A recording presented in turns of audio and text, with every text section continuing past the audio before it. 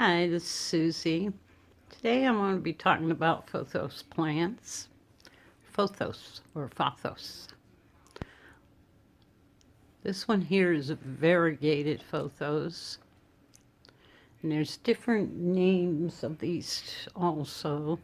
I had this one over here for, oh goodness, for years. And I cut it way back last year and it's starting to grow back already.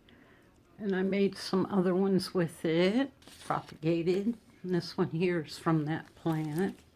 I just put them inside water and I got some more around the house.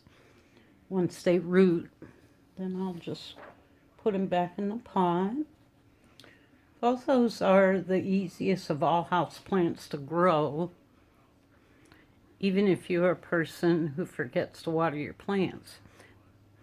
Also, this troweling vine has pointed heart-shaped green leaves, sometimes variegated with white, yellow, or pale green.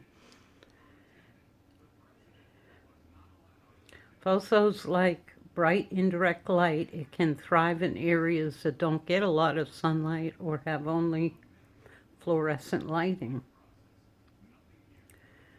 One advantage of growing pothos is that they are high on the list of plants that can help purify indoor air of chemicals.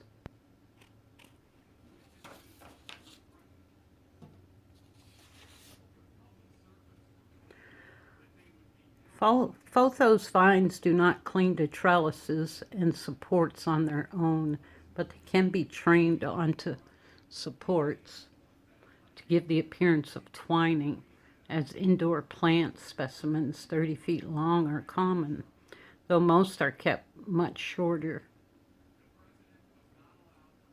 These plants can also get leggy if left unpruned.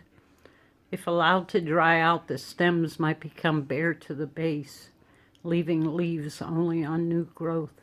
If you choose to let your pothos grow into a long vine, it can be secured on hooks along walls and over window frames. Vines left to grow on their own can get very tangled, so shake them loose every now and then to keep them from becoming a mess.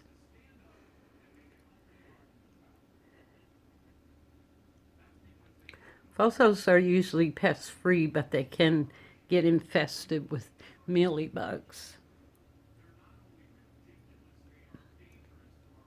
Easiest method is to simply dab the insects with an alcohol-soaked cotton swab.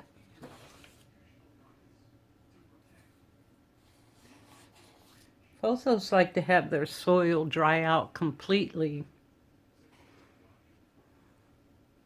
between waterings. If left continually in damp soil, the roots will rot. Black spots on the leaves and the sudden collapse of the plant indicate the soil has been kept too wet. Plant will let you know. It usually droops, or if you feel the inside the soil, it's pretty dry. Just give it a good soaking. I usually take it to the sink and use my sprayer and spray it, and that cleans it. Or also I use like a makeup brush, a soft brush, and wipe the leaves. But mostly I spray it in the sink with the hose, my little sprayer hose. And then if it's real dry, I'll let the water drain through and let it drain out some. Eventually your pothos will become pot bomb when the leaves droop. No matter how much or often you water them, the roots have probably filled the pot. Carefully lift the plant and check to see if this is a problem.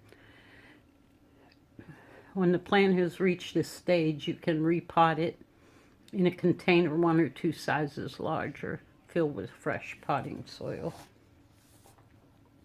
I like to propagate my pothos because it does make a lot of more plants for you. I just clip off a piece, especially if I have long stems, I'll cut the stems down and I'll just put them in water. Then when I'm ready to, when the roots are coming out, I'll just put them in the dirt. Now, if you want a thicker plant, just put more of your cuttings in the pot. Or if you just want one with a long vine by itself, you could also do that.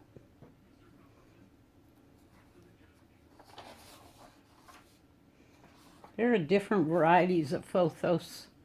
Marble Queen has exceptionally attractive white and green variegated leaves. It needs more light than most Pothos. There's Pearls and Jade is a white and green variegated form with small dots of green. We have a Neon is a bright chartreuse variety, great for darker spaces. And Silver Satin has thick gray-green leaves with silver splotches.